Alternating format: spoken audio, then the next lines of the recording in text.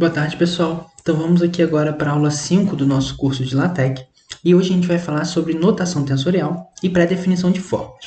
Então aqui eu já utilizei o preâmbulo, né? A partir daqui para cima, eu já utilizei o preâmbulo com os comandos, com os pacotes que a gente já viu nas aulas anteriores.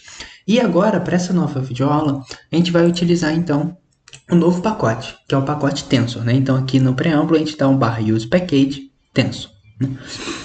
Então vamos lá. Começando então pela notação tensorial, né? Então como que a gente faz notação tensorial? A notação dos componentes dos tensores no LaTeX.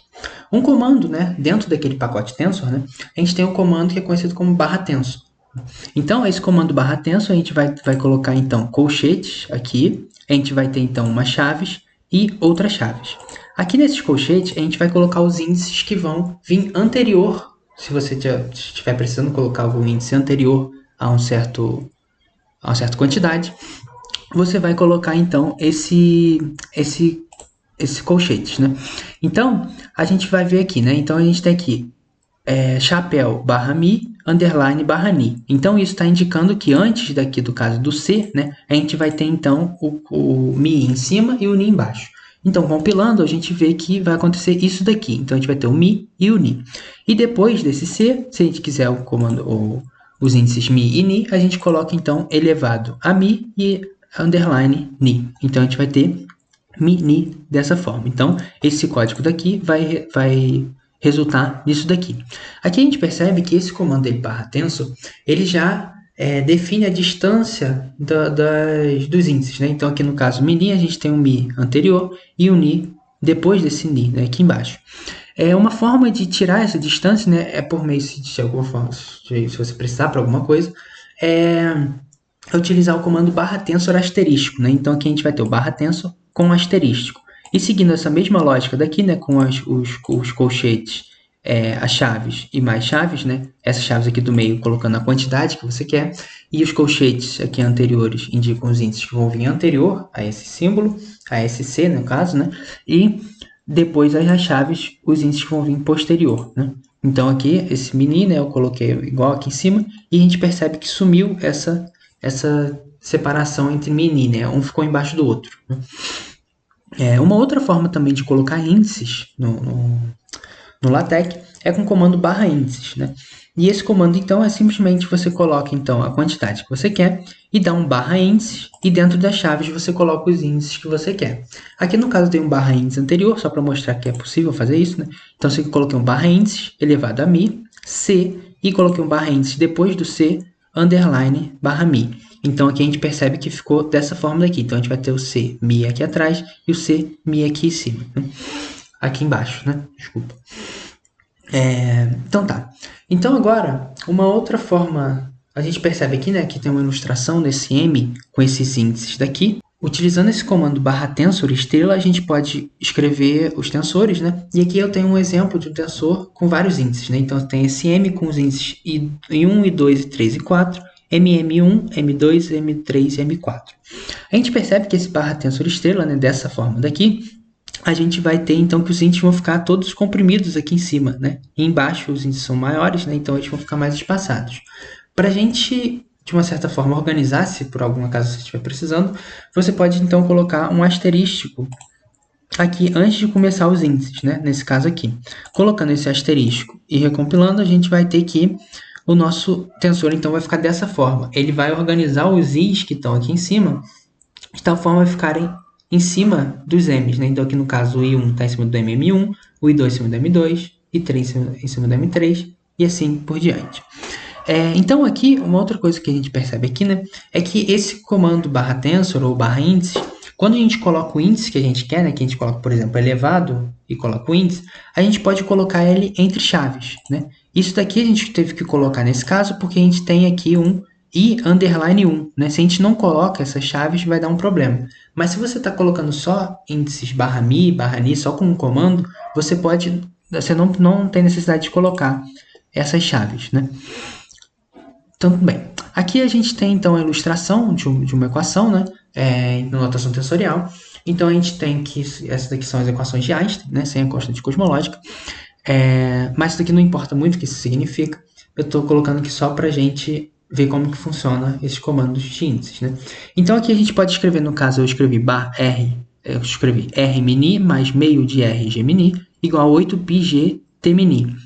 Então, para a gente fazer essa fórmula, a gente usa o comando, a gente coloca então o nosso R, né, que é o R que vai estar aqui, R maiúsculo, e dá o comando, como a gente viu, barra índices, e coloca os índices. Nesse caso, eu estou colocando mi e ni embaixo, né, então vou dar underline mi, underline ni. Depois eu coloquei aqui um defrac, né, então vai colocar uma fração, que é esse meio que está aqui, multiplicado pelo R, esse Rzinho aqui, vezes G barra índices mini. Então, esse underline mi, underline ni de novo, colocou esse mini embaixo aqui, igual a 8π, o π, né, ele tem um comando no LaTeX que é barra π, e o Gzão maiúsculo, vezes t, barra índices, underline mi, underline ni, né, então colocou esses índices em mini. Então, tudo bem. Agora, a gente pode também ver como pré-definir fórmulas, né, pré-definir esqueletos de fórmulas. Isso facilita para a gente quando a gente estiver, então, fazendo algum trabalho muito extenso e você tiver que repetir muito o esqueleto de forma trocando algumas variáveis, né? Então, vamos ver como é que a gente faz isso. Aqui eu tenho duas equações, né? Então, essas duas equações, 1.1 e 1.2, que são idênticas, né? Só que aqui nessa primeira barra begin equation, eu utilizei, então, essa pré-definição de fórmula, e aqui embaixo eu simplesmente escrevi a fórmula direto. Então, vamos ver aqui. Aqui, então, a gente tem o R, mi, beta, lambda, sigma, igual a uma certa combinação de gamas, né? Essa letra é um gama maiúsculo, né? Então, aqui embaixo eu simplesmente escrevi os gamas, né? Então, eu coloquei o gama, dei o barra índice e coloquei os índices. Depois outro gama, barra índice, coloquei os índices. E assim sucessivamente. Só que isso é uma coisa, quando você for fazer uma fórmula muito grande, isso pode ser ruim. Até porque se você errar algum índice, fica muito difícil de você ver assim numa equação direta, assim, com tudo escrito, onde que está esse erro, né? Onde encontrar no código o erro e consertar. Então, para facilitar isso, a gente pode então pré-definir o esqueleto da fórmula. E como que a gente faz isso? Então, para fazer isso, a gente tem que voltar lá no preâmbulo. Então, aqui eu vou dar um exemplo, né? Colocando, nesse primeiro exemplo, eu vou fazer então esse novo comando como sendo barra R. Então, para isso, a gente vai colocar barra R e vai estar representando então esse componente do tensor aqui, R, mi, beta, lambda, sigma. Então, para isso, a gente vai ter que utilizar o seguinte código. A gente vai ter que utilizar o comando barra new command e entre chaves, né, primeiras chaves, depois colchete e depois mais umas chaves. Dentro dessas primeiras chaves, a gente vai colocar o comando que a gente quer que seja, né, o comando que a gente vai utilizar para chamar essa equação, essa relação que a gente está escrevendo. E aqui, no caso, eu coloquei o comando barra R. E aqui dentro desse colchete, a gente vai colocar então o número de variáveis que a gente vai ter nessa equação, nessa fórmula, equação. Tá? Então aqui no caso a gente vai ter 4, né, que é o índice mi, beta, lambda e sigma. Cada um desses índices vai contar como uma variável, que a gente vai poder trocar eles, né, simplesmente utilizando um comando, que a gente vai ver. Dentro dessas outras chaves, a gente então vai colocar a nossa fórmula pré-definida. Então aqui eu estou colocando essa fórmula como sendo o Rzão, né, barra índices elevado a o primeiro índice, que aqui eu coloquei jogo da velha 1, underline o segundo índice, underline o terceiro índice, underline o quarto índice. Então, aqui a gente percebe que a gente tem que colocar esse jogo da velha e o número do índice, né, onde que ele vai ficar. Então, o primeiro índice que a gente colocar vai ficar aqui no lugar do 1, o segundo vai ficar no lugar do 2, o terceiro no lugar do 3 e assim sucessivamente. Aqui, então, nesse número de índice, a gente pode colocar o índice que quiser e a gente pode escrever a fórmula que a gente quiser aqui dentro dessa segunda chave. Né? Então, vamos ver o que esse novo comando, como utilizar esse novo comando, né, que a gente fez. Para utilizar, então, a gente volta aqui embaixo e aqui a gente percebe que a gente colocou ele aqui, né, logo no primeiro, né, que é esse R mini. Então, aqui eu estou colocando um barra R, o primeiro índice vai ser barra mi, o segundo barra beta, o terceiro barra lambda e o quarto barra sigma. Então, eu coloco cada índice dentro de uma de chaves, né, dentro de uma chave diferente. E colocando então a síntese e compilando, a gente vai sair exatamente esse R, mi, beta, lambda, sigma.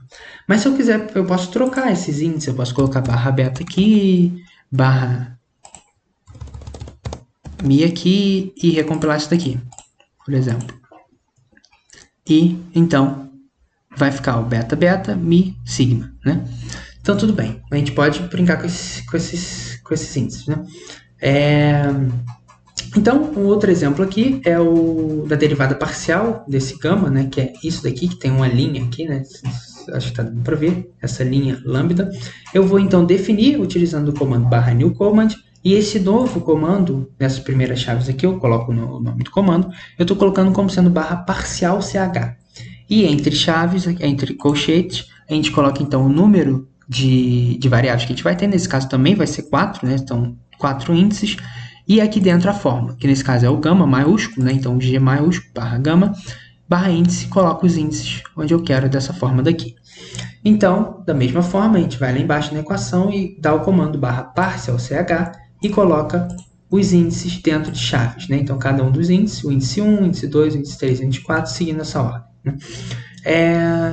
Um outro exemplo que a gente tem aqui é simplesmente o gama, né? Sem essa derivada, sem essa linha aqui, né? Essa linha fica derivada, sem essa vírgula no caso, né? Então, esse novo comando vai ser, eu vou colocar aqui barra new command novamente, eu vou colocar ele como sendo barra simch.